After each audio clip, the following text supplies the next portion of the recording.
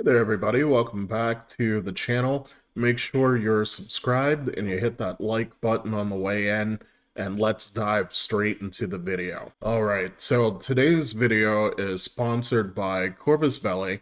A couple videos back, I painted their new Next Wave action pack that's up for pre-order right now. And in that video, I promised that the next Corvus Belli video that I was going to do was going to be painting the new Juggernaut tag for the next wave. And I also mentioned that since the action pack painting video was more geared toward newer players or people who just wanted to get their miniatures painted quickly and get them on the tabletop as fast as possible and have them still look okay, I promised that in this video I was going to, push it and try and paint something that was a little bit more technical and show, you can go, super easy kind of speed painting with Infinity miniatures, but then you can also go really extreme and really technical with them as well and give yourself a challenge. Now, as I was kind of planning out what I wanted to do for this model, I was really looking at all of the promotional images that Corvus Belli had shared with all of the content creators that are supporting this pre-order release, as well as the box art. And I really decided that I wanted to try non-metallic metal, very similar to the box art scheme. There was just one problem with this. I've never actually painted non-metallic metal before. So making this choice kind of left me with a feeling of apprehension. Here I am finding myself as a small, YouTube creator, suddenly in the company of people who I've looked up to, for years, such as Angel Giraldez, who's done a lot of promoting for Infinity, and Tesseract Miniature Studios, who his painting is, absolutely amazing on his Infinity miniatures. And even though there was like no pressure from Corvus Belli to like, hey, you have to do the world's most exceptional paint job, I kind of instinctively kind of put that pressure on myself to, hey, you can't screw this up. So that means I had to hit the old YouTubes and do some research. So over the years that I've kind of been thinking about trying non-metallic metal for quite a few years now, but a lot of the tutorials that I would find, they didn't really explain the technique in a very easy to understand way, or they might have been very good at teaching it, but they were using tons of advanced concepts, and their workflow was super non-efficient, like, you're glazing back and forth countless times. And there's a little bit of a time crunch with this project as well, as I'm trying to get the video out before the pre-order window is over. Now, as luck would have it, after hours of researching, I happened to stumble on an exceptional tutorial from Preorder, or Monument Hobbies company, the Preorder paint line. They do tons of video tutorials and stream tutorials showing you how to do techniques with their paints. And one of them was for doing a blue-black non-metallic armor, which is perfect for this specific miniature. And the greatest part about it is their tutorial literally only used 3 paints. So I watched it all the way through like 3 times. The process seemed very, very approachable. So I locked in and I decided to give it a try. So in this video, since I'm following another tutorial, I'm not going to, do a full-fledged tutorial. I'm just going to kind of talk you through the process that I followed, and then at the end, we'll see what my finished result looks like, and I'll talk about any lessons learned. And I really want to hear from you guys in the comments if, after you see me kind of go through this process, are you guys open to trying non-metallic metal, on your miniatures at home. All right, so as I mentioned, the reflective armor plates on this miniature are only going to be 3 colors in total. So the darkest shadows, we're going to use Pro Acryl Dark Purple, and then the highlights and the reflections are going to be a gradient that's mixed from Payne's Gray, which is a very dark, sort of bluish gray color. It's a beautiful blue. And then at its highest highlight, it's going to be white blue. And I chose white blue because it still has that bluish tint. It's not pure white, but it's very, very close to pure white. So we're not going to desaturate our Payne's Gray as much as a pure white would, because this still has that touch of blue in it. Now, before we could actually get started on all of those armor plates, I needed to paint everything that was sort of underneath or in the innermost recesses of the miniature and get those out of the way before I started working on these reflective surfaces, so that way I could minimize the mistakes that I might make if I had to reach past an already painted armor panel in order to hit some of these areas later. All right, so with all of that out of the way, now we're ready to work on our reflective panels of the armor. So to start out with, I'm blocking in all of my shadow areas with dark purple, and then I'm coming in and blocking all of the areas that are going to be receiving light from my imaginary light source, which this is very important for your reflection placement, is to sort of imagine where the light source is going to be. Because say if it's on my top left, that reflection is going to be angled in that direction. Whereas if it was front center high, it would be angled in that direction. So we're going to block out all of those highlight areas in Payne's Gray. Now, another thing you want to keep in mind is that with this Payne's Gray, you're giving yourself a canvas to do a gradient. So this is going to be a very, very broad area of application.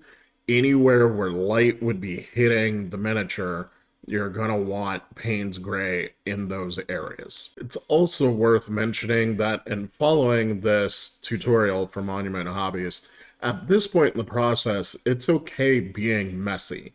We're not trying to achieve perfect blends or anything like that right now. So moving on, we're going to start our gradient from Payne's Gray up to white blue.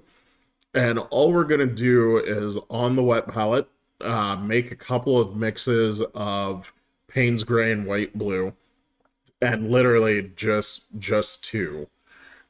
So the first mix that I did was 2-to-1 Payne's Gray to white blue, and then the second mix was 1-to-1 Payne's Gray to white blue. And this will give you 2 still somewhat dark bluish gray tones that we're going to apply these highlights again in very, very broad areas. But with each successive highlight, we're going to target a smaller area inside of the previous highlight. All right, so things are still kind of looking pretty ugly at that stage, and the Monument Hobbies tutorial assures me that that is perfectly normal, and things will start looking a little bit better after we do the next step. So in order to sell that this is a reflective surface, you need a huge jump in brightness from where the panel is now to where it's going. So that's why we're only doing 2 of those kind of darker gray highlight sections. And now we're going to jump to straight pure white blue. And we're going to start off by edge highlighting all of these reflective panels. Now, there are a ton of edges. This is probably where I spent the most amount of time painting this model is doing all of this edge highlighting. All right, so after all that edge highlighting's out of the way, we're gonna go back to working on our volumes of highlight. And we're still using pure white blue. However, now we're going to thin this down to more of a glaze consistency. And we're going to add a third highlight volume inside of the volumes that we've already been working on of this white blue glaze. And now, essentially, what we're doing now is blocking in the area where those really bright reflections in the armor are going to be. So keep in mind where your light source is as you're doing this, because this is going to be really tight compared to the broad highlights that we've been doing previously. And again, this is more of a glaze.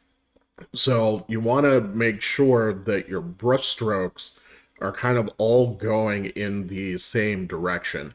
And they really harp on this in the Monument Hobbies tutorial. And as I was working through my own piece, I can agree that the direction of your brush strokes makes a huge difference when you're working with these glazes, because you'll get maximum concentration at the point of the reflection as long as all of your brush strokes are heading in that direction. All right, so remember when I said this only took 3 colors? Well, that was sort of only a half-truth. There is a magical 4th color, which is the Preorder Payne's Gray Wash. You could take the Payne's Gray standard paint and make a wash out of it, but using the pre-mixed wash just makes your life a little bit easier. It's already kind of translucent, which is what we need because we're going to make a filter out of it. So my ratios, so in the Monument Hobby video, they kind of just winged it. So, I mean, your ratios don't need to be perfect. But for anybody who's wondering, I thinned this about 50% with water. And then I added just a drop of the glaze and wash medium to thicken it up just a little bit more. But this step is actually really easy. And this is where I was starting to see the non-metallic metal come together. And this is just applying an all-over filter over all of these reflective surfaces. Now, you do want to carry this filter down into those dark purple shadows to tint them more away from the red in the purple into the blue. And this will give you a really nice blue tint over all of the work that we've done so far. So even those edge highlights, don't miss those. And as you're going through, since a filter is really just a glaze, you kind of want to work this one panel at a time. If you did half of a panel and then went somewhere else and then came back, that's how you get tide marks in your glazing. So you want to do one panel at a time so that that whole panel is wet and dries at the same time. All right, so after that filter is completely dried, and you do want to wait until it's completely dry. This is a very thin layer of paint, so if it's not dry, you run the risk of tearing it off. So you want to give that plenty of time to dry. We're going to come back with our white blue, and now this time we're adding more highlights into our volumes and our edges, but we're not completely covering up the first area of white blue that's now been filtered with the Payne's Gray filter. So for our edges, we're really focusing like on the sharp corners, and then that gives us a blended highlight from our, filtered white blue into our pure white blue. And then inside of our hard reflections, we're kind of doing the same thing. We're just adding little lines and dots inside of our filtered white blue area so that we get a lot of punch into our reflections. Now, depending on how smooth you were able to make everything, so again, the proper paint mixing and brush loading are very important here. If you got everything perfect, you really only need to do everything I said in one workflow, and you're probably going to have some amazing looking armor. Now, if you were maybe a little sloppy with the white blue, you can repeat those final two steps of using the Payne's Grade filter and then adding a little white blue over top. You can repeat that multiple times to kind of further refine things if you want. But again, the neater that you can be, the less work that this is going to take you. All right. And so with all of that done, the reflective non-metallic metal is finished. That's it. We used our 3 or 4 colors to do it, and it was very simple to follow, even though it did kind of push me skill-wise, just given, how long you're going through, certain steps like that edge highlighting. Now, the rest of the miniature, I just painted off camera since I wanted to focus on the non-metallic metal here, but the sort of off-white areas, those hexagon panels on the miniature, I just used a series of ivories from Preorder to paint those. For the lights on those panels, we used Power Node Glow from Army Painter, and then I used a series of Ammo Ionic oranges for the orange bodysuit of the rider. Oh, and his sword is a series of Ionic blues. And one thing that I sort of ended up discovering through the course of painting this miniature, a lot of the effects on the miniature, so like the huge spikes coming off the shoulder, I really leaned on those Ionic paints, and they are great for wet blending. It makes wet blending super easy, and I'm probably going to do a video specifically on that in the future so I can show you guys just how much I am loving working with these paints. So without further ado, let's look at some finished photography, and I'll give my thoughts on how everything turned out. All right, so here are the finished results, and overall I am actually very, very pleased with how this turned out. I actually did not expect it to look this good. So there are some obvious, to me at least, areas that could have been improved on, such as the very thin neck armor. I started out there when I was doing the layering on the panels, and I was still kind of figuring things out there.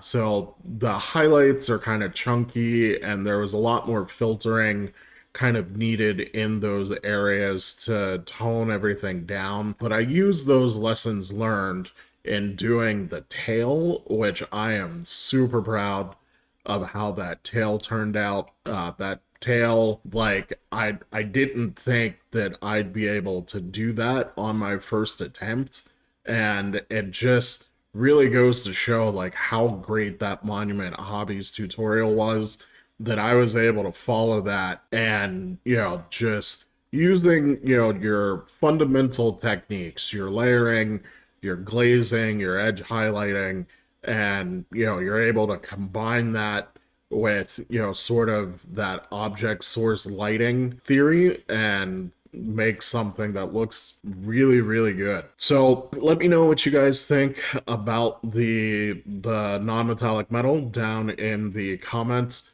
Also, remember the next wave action pack, the Juggernaut, as well as the Glyph Warcore pre-order bonus miniature are all available from Corvus Belly to pre-order right now, either direct through them on their web store, as well as your friendly local gaming store, or wherever you may buy your Infinity product from. I will see you all in the next video.